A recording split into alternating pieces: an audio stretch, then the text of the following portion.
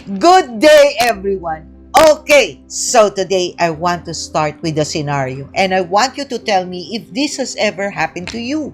You're at work or at school or in your family group chat and someone shares a problem, a real one. Maybe they're stressed about money.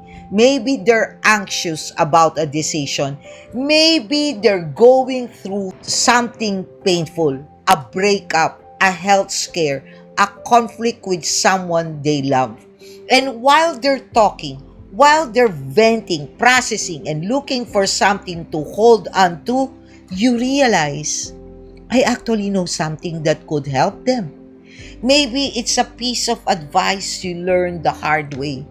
Maybe it's a verse you read that morning that speaks directly to their situation. Maybe it's a lesson from your own experience, a mistake you made, a truth you discovered, a breakthrough you had. That is exactly what they need to hear right now. And you feel it. That's a nudge. That pull. That quiet inner voice saying, say something, share it. This could help them. But then another voice kicks in, the louder one, the one that says, don't be weird. They didn't ask for your opinion. What if they think you're being preachy? What if they judge you? What if they don't listen and it gets awkward? You're not qualified to give advice. Just mind your own business. And so, you stay quiet. You nod. You say, I hope things get better. You change the subject and you walk away knowing that you had something that could have helped and you chose to keep it to yourself. Mga classmates, be honest. How many times has that happened? How many times have you held back something true because you were afraid of how it would be received? How many times have you hidden your faith not because you were ashamed of God, but because you were afraid of people? How many times have you dimmed your light because you didn't want to stand out? And here's the one that's going to really get under your skin today. How many times has someone been sitting in darkness, real darkness, spiritual darkness, emotional darkness, and you had the light they needed and you covered it? Because that's what today's passage is about. 3 short verses. But mga classmates, these 3 verses carry one of the most urgent, most convicting, most practically applicable messages Jesus ever gave. He talks about a lamp. He talks about hiding. He talks about secrets. And he ends with one of the most sobering warnings in the entire gospel. Take care then how you hear, for to the one who has, more will be given, and from the one who has not, even what he thinks that he has will be taken away. Read that again. Let it land. Because Jesus is saying what you do with the truth you've received determines whether you get more truth or lose what you already have. That's not a suggestion, that's a spiritual law. And it has massive implication for how you live, how you share, how you show up in the world, and what you do with everything you've been learning on this channel and in your walk with God. If this is your first time here, perfect timing. This is Pulot Aral, where we read the Bible together and discover that these ancient words are not ancient at all. They're alive, sharp, and speaking directly into your life right now. Real talk, real scripture, no performance. We've been walking through Luke's gospel, and tonight's passage continues directly from the parable of the sower, which we covered in the last 2 episodes. If you missed those Luke 8 verses 4 to 8 and Luke 8 verses 9 to 15, go back and watch them, because tonight builds directly on that foundation. And mga classmates, we've also covered Matthew's gospel and Mark's gospel in separate playlists, and both have parallel teachings to tonight's passage with some unique details. All playlists are in the description below. Luke, Matthew, Mark, Bible study tips and shorts. If this is hitting you today, click that like button, subscribe to Pulot Aral, smash that notification bell, and please mga classmates, share this video. Think about someone in your life who knows the truth but keeps it to themselves. Someone who has light but keeps it hidden. Someone who needs a push to stop playing small and start letting their faith be visible. Send them this link tonight. Let's keep building this community. And stay to the end. I've got a discussion question that I think is going to spark one of the most honest conversations we've had on this channel. Don't you dare leave early, alright?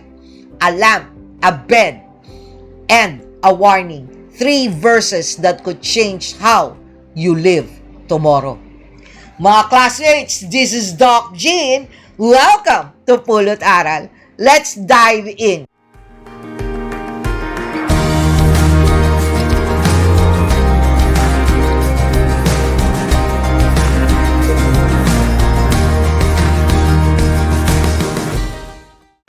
Let's pray.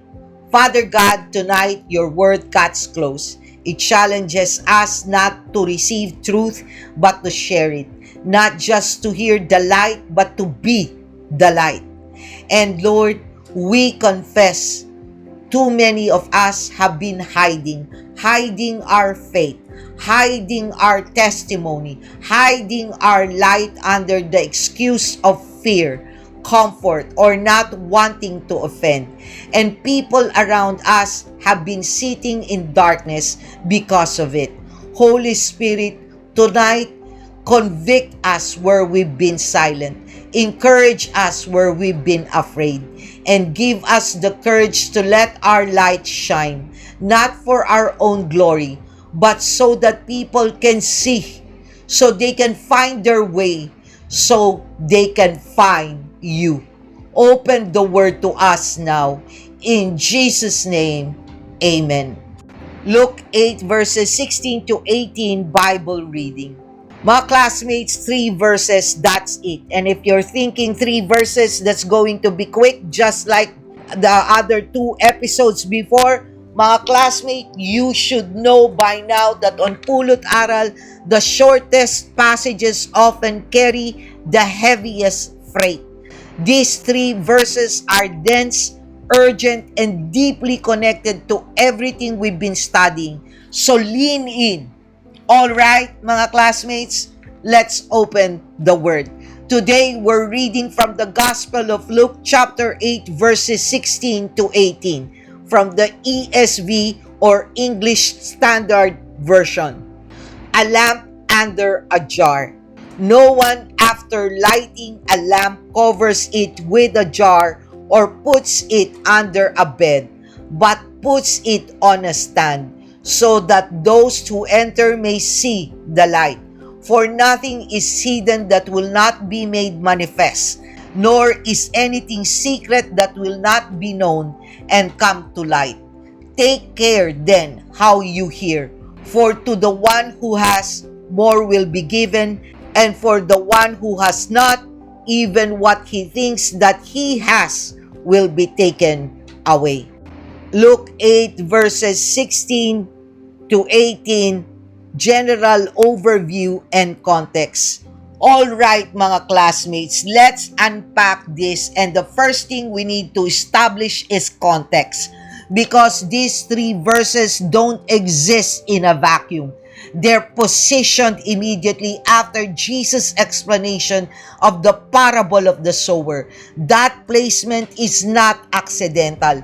Luke is building a continuous argument, and today's verses are the practical application of everything Jesus just taught about hearing the word.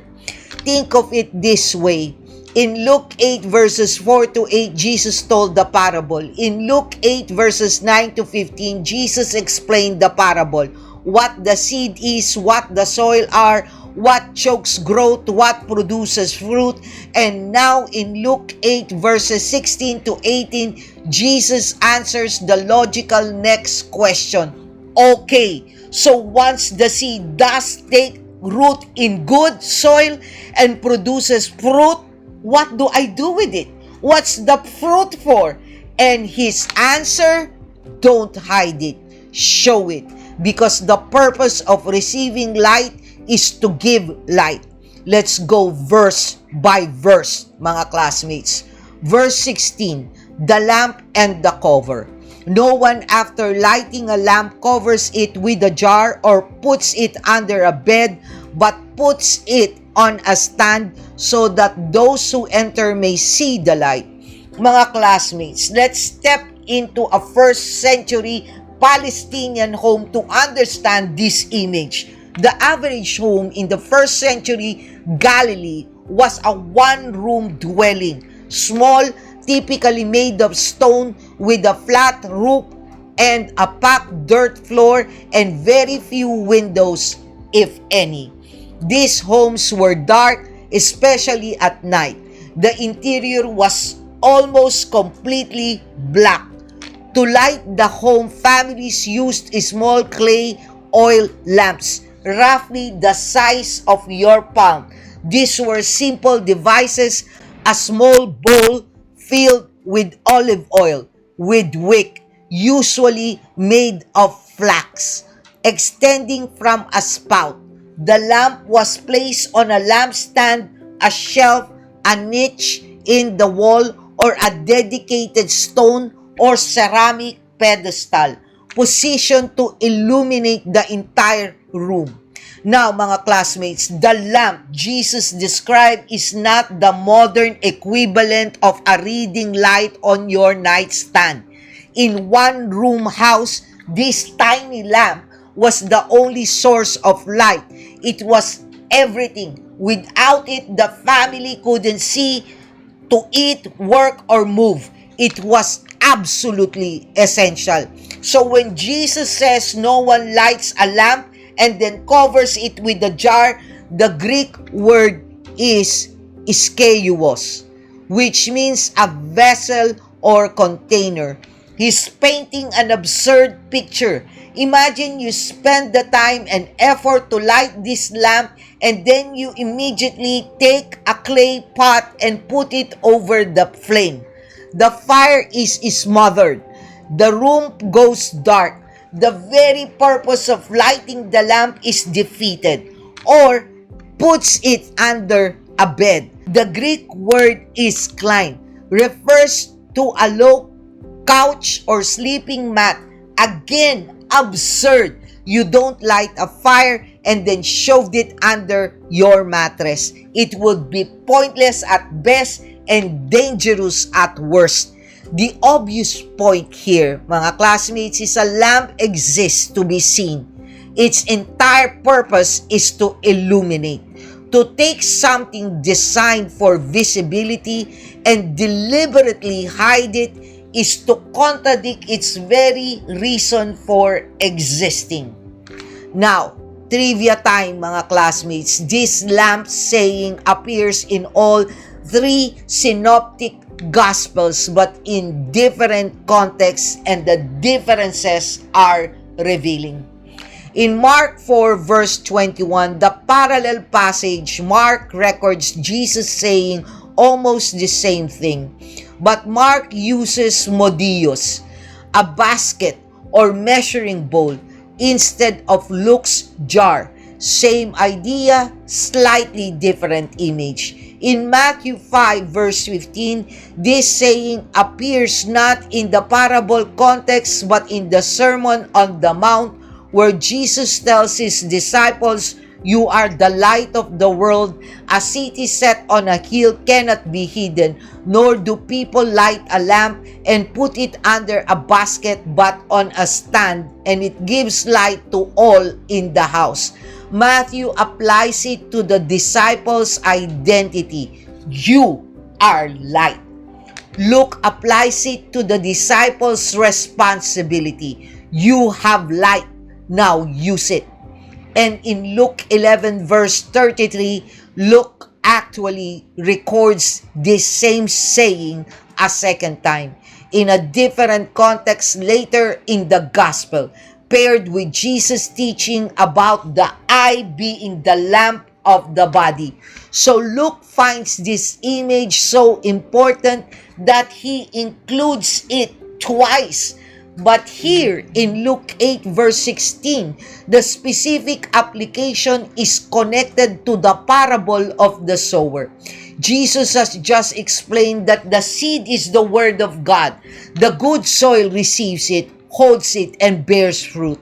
And now he says, that fruit, that light, that truth you've received, it's not for you to hide. It's for you to display, so others can see, so others can find their way. Mga classmates, in case you have missed Mark 4 or Matthew 5 Bible reading and reflections, check them out after this for full context. Notice the phrase, "so that those who enter may see the light." The light isn't for the lamp's benefit, mga classmates. The lamp doesn't need its own light. The light is for those who enter, the people who come into the room, the outsiders, the visitors, the ones who are still in the dark and need illumination. Mga classmates, the purpose of receiving truth is never just self-improvement. It's always meant to overflow to others. Verse 17. The exposure of secrets. For nothing is hidden that will not be made manifest, nor is anything secret that will not be known and come to light. Mga classmates, this verse shifts the tone from illustration to warning, and it operates on multiple levels. Level 1, the kingdom will be fully revealed. Right now, mga classmates, the kingdom of God is partially hidden.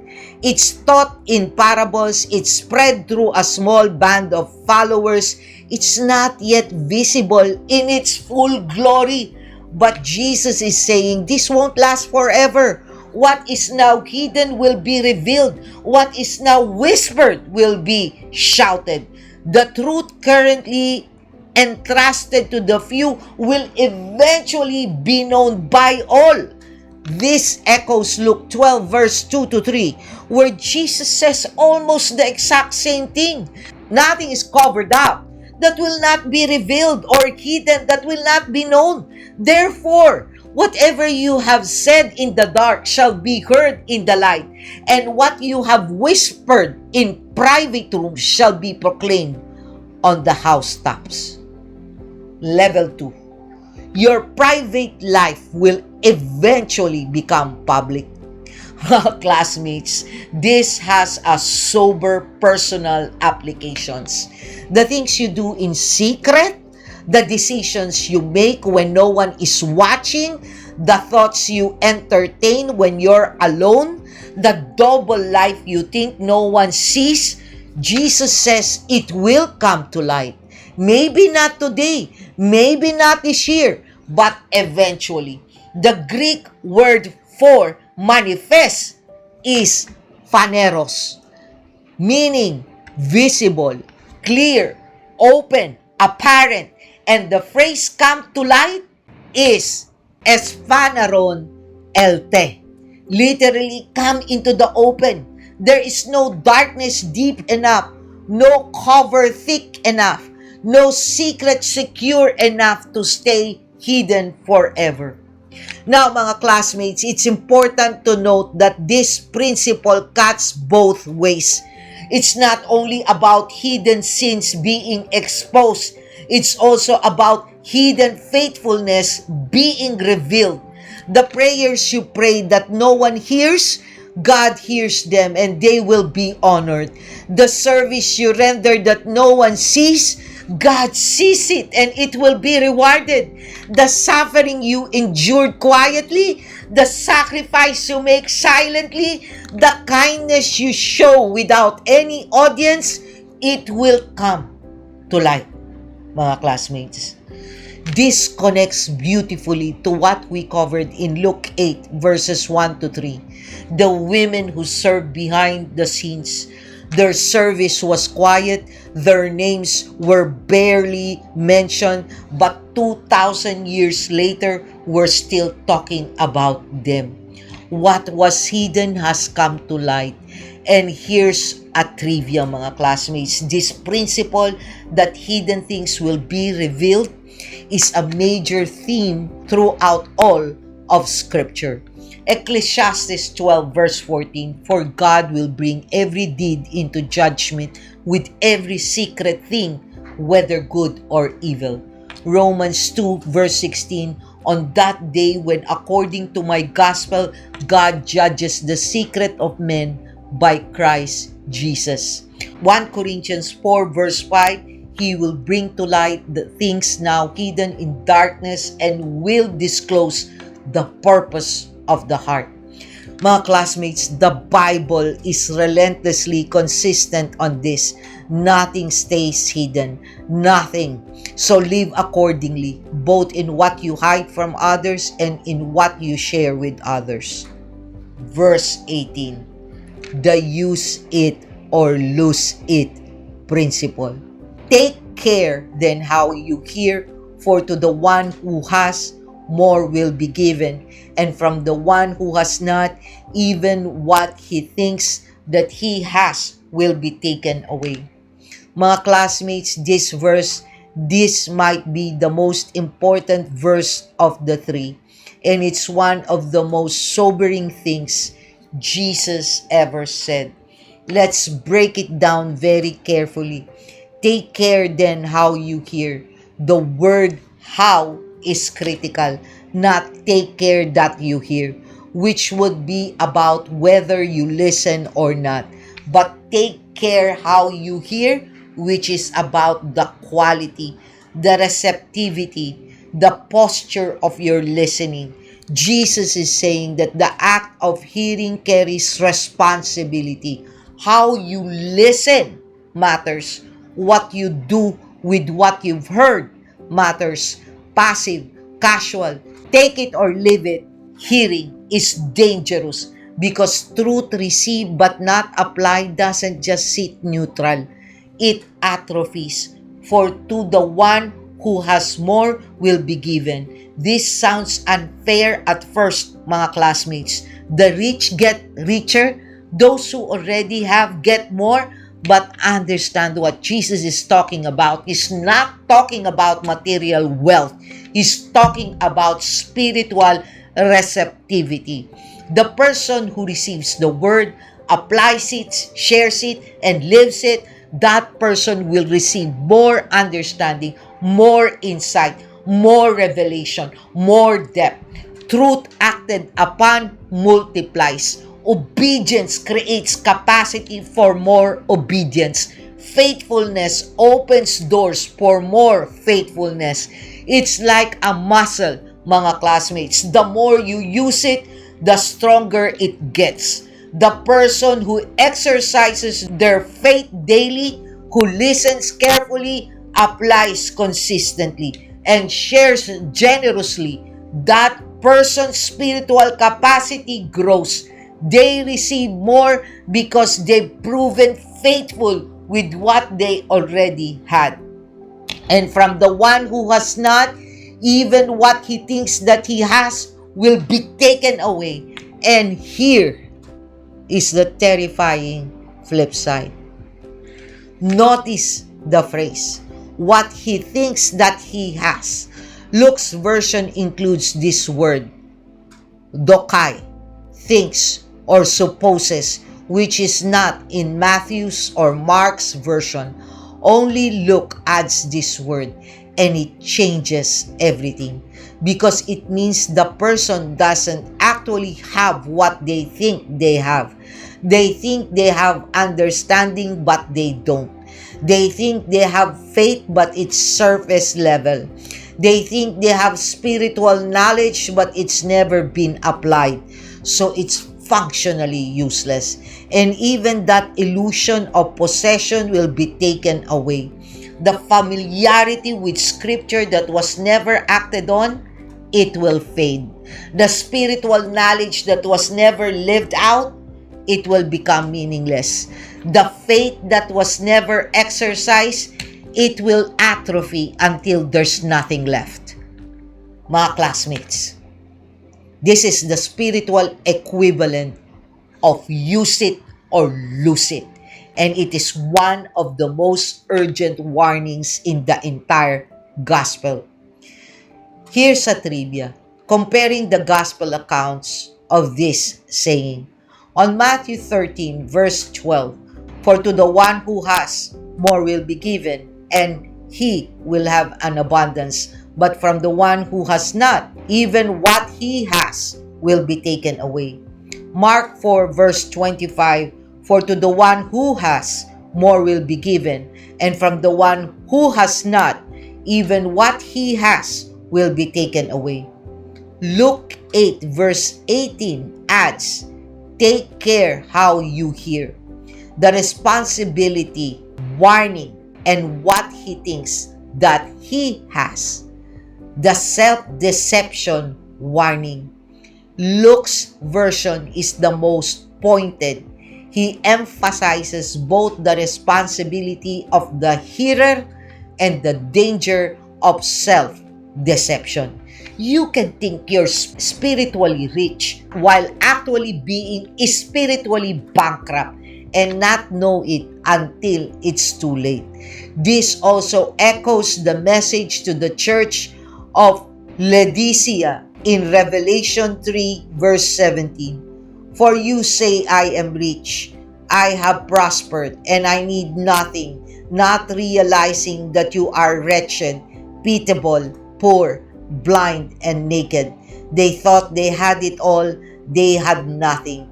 Same principle, same danger. Well, classmates, let's now go to Luke 8 verses 16 to 18, Bible discussion and reflection. All right, mga classmates, 3 verses, 3 massive truths. Tonight's reflections follow the acronym LIGHT, L-I-G-H-T, because that's what Jesus is calling us to be. L, light that's hidden, helps no one. Let's start with the most basic, mga classmates, most obvious, most often ignored truth from this passage. If you have light, share it, period. The lamp exists to illuminate, not to sit in a corner, not to be admired by itself, not to stay in your personal devotional journal where no one else can benefit from it. Mga classmates, how much truth are you currently sitting on? How many verses have you memorized that you've never shared with someone who needed them? How many lessons has God taught you through hardships? Real, hard-won, costly lessons that you've never passed on. How many conversations have you been in where you felt the nudge to say something about God, about faith, about hope, and you swallowed it? I get it. I really do. Sharing your faith feels risky, especially in a culture where religion is deeply personal, where you don't want to be labeled the religious one, where people roll their eyes at the person who brings up God at the dinner table. But mga classmates, imagine a firefighter who knows the building is burning but doesn't want to be that guy who yells, "Fire!" So he stays quiet, polite, non-confrontational, and people burn. That's what happens when we hide our light. People around us are in the dark, spiritually confused, emotionally lost, morally adrift, and we have the very thing they need, but we cover it because we're more afraid of their reaction than we are concerned about their condition. Today, mga classmates, identify one person in your life who is in the dark and commit to sharing one truth with them this week. Not a sermon, not a lecture, just one honest, caring, real piece of light. A verse, a testimony, a prayer, a conversation. That's what the lamp is for. I. Integrity means living the same in secret as you do in public. Nothing is hidden that will not be made manifest. Mga classmates, this verse should make all of us do a very uncomfortable internal audit because most of us have a public version and a private version, a social media version and a real life version, a church personality and at home personality, a when people are watching standard and a when nobody's around standard. We curate, we filter, we manage perceptions. We show the parts we're proud of and hide the parts we're ashamed of. And we think as long as nobody finds out, it's fine. As long as the secret stays secret, no harm done.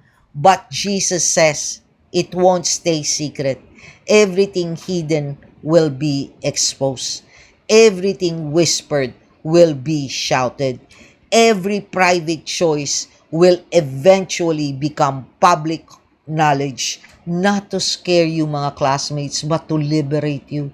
Because here's the freedom in this verse.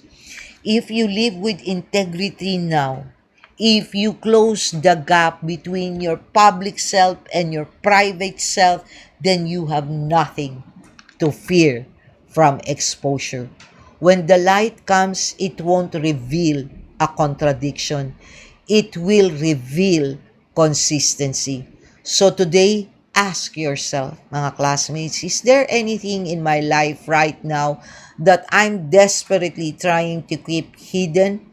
A habit, a relationship, a financial decision, a lie, an addiction, an attitude? And then ask, what would change if I brought that into the light? Voluntarily.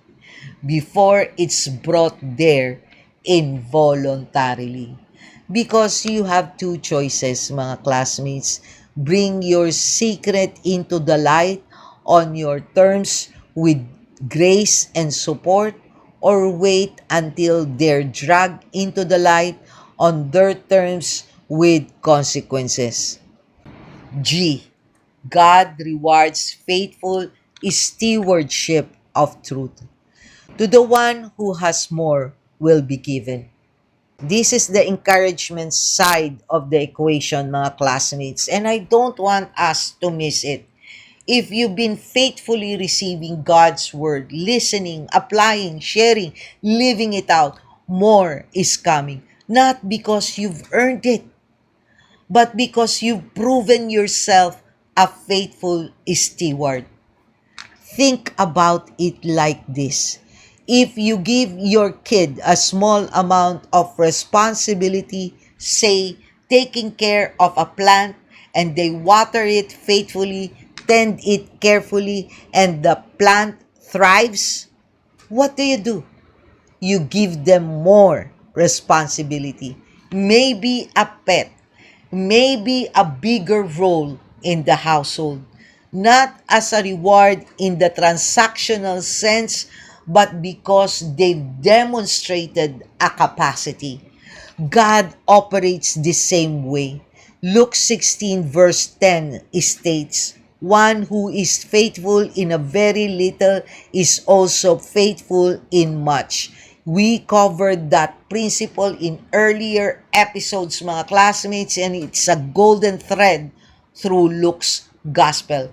When you take the small truth seriously, when you apply the basic verse, when you act on the simple conviction, when you share the little lesson, God says, great, you handle that well. Here's more. And your capacity grows, your understanding deepens, your faith expands, your influence increases, more light, more insight, more impact. So mga classmates, don't despise the small truths.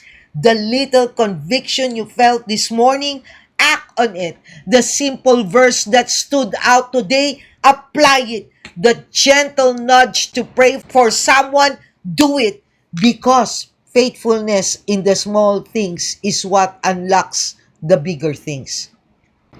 H. Hoarding truth leads to losing it now, the other side. And this is the warning side. From the one who has not, even what he thinks that he has will be taken away. Mga classmates, this is the spiritual law of atrophy. Use it or lose it. Think about a skill you once had. Maybe you could play piano. Maybe you spoke a second language. Maybe you were good at math. But you stopped practicing. You stopped using it. And over time, what happened? It faded. It deteriorated. You lost what you once had. Spiritual truth works the exact same way. The verse you memorized 10 years ago but never reviewed, you can barely remember it now. The conviction God gave you 5 years ago that you never acted on, it doesn't even bother you anymore. The fire you once had, it's barely a flicker. Not because God took it away in anger, but because truth that isn't used doesn't just stay static. It decays, it atrophies, it loses its grip on you because you lost your grip on it. And here's the terrifying part, mga classmates. The person in this situation doesn't always know they've lost it. Jesus says what he thinks he has. They still think they're spiritually fine. They still attend church. They still know the vocabulary. They can still quote a few verses. They still identify as believers. But the substance is gone. The power is gone. The depth is gone. There's a shell of faith but no core. A lampstand but no flame. So today, mga classmates, do an inventory. Is there a truth God gave you that you've been neglecting? A conviction you've been ignoring? A calling you've been postponing? A word you were supposed to share but buried instead? Go back to it before it fades any further. Relight the lamp, and this time, don't cover it. We explored a very similar theme in our episode on Luke 6 verses 46 to 49. The person who hears Jesus' words but doesn't act on them is building on sand. And eventually the house collapses. Same principle, different imagery. Both point to the same reality. Hearing without acting is spiritual destruction in slow motion. That episode is in Luke's Gospel playlist. Go check it out. T. The way you listen determines what you become. Take care then how you hear. This is the final reflection, mga classmates, and it's the one that ties everything together. Today's passage and the entire parable sequence from Luke 8 verses 4 to 15. How you hear determines whether you become the path, the rock, the thorns, or the good soil. How you hear determines whether the truth gets stolen, scorched, choked, or fruitful. How you hear determines you receive more light or lose the light you already have. And there are very practical ways to evaluate how you are hearing, mga classmates. Are you hearing with expectation? Do you come to God's word expecting Him to speak? Or do you come out of obligation, habit, or routine with zero anticipation that anything will happen? Are you hearing with openness?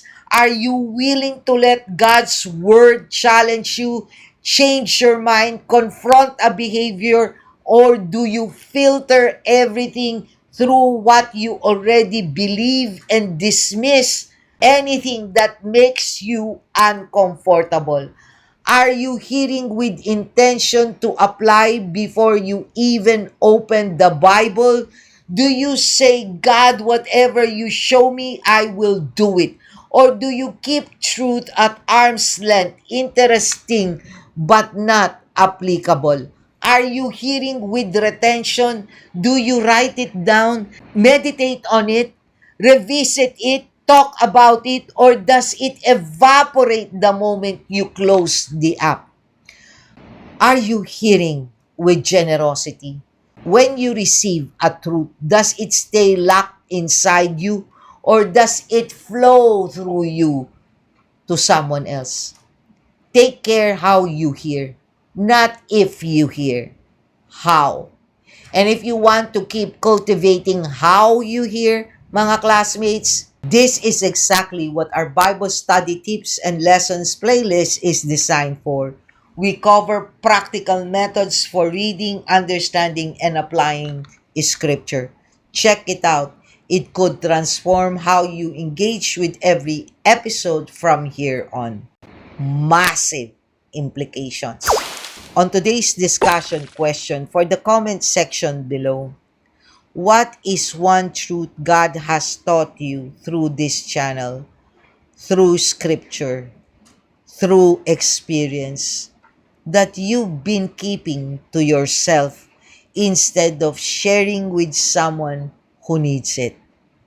Name the truth. And if you're extra brave, name the person you've been withholding it from. Let's hold each other accountable to shine, not hide. To quickly recap tonight, in Luke 8 verses 16 to 18, Jesus teaches three connected principles immediately after explaining the parable of the sower.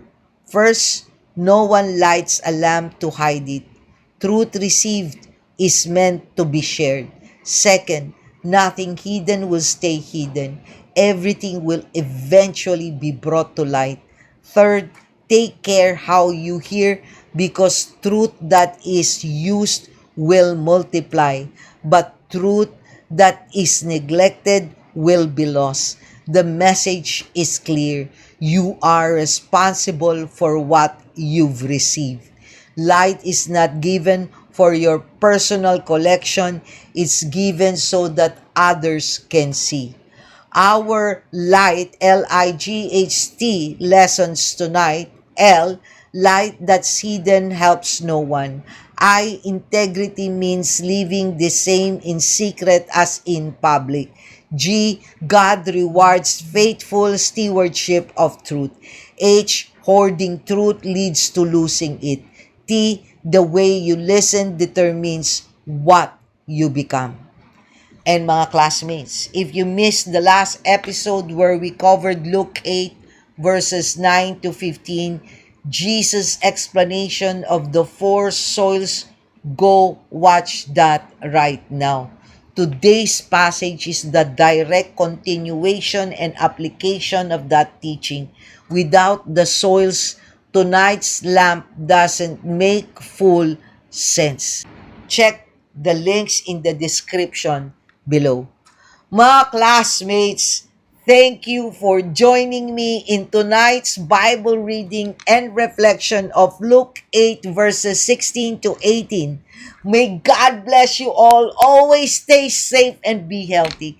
This is Doc Jean. Bye!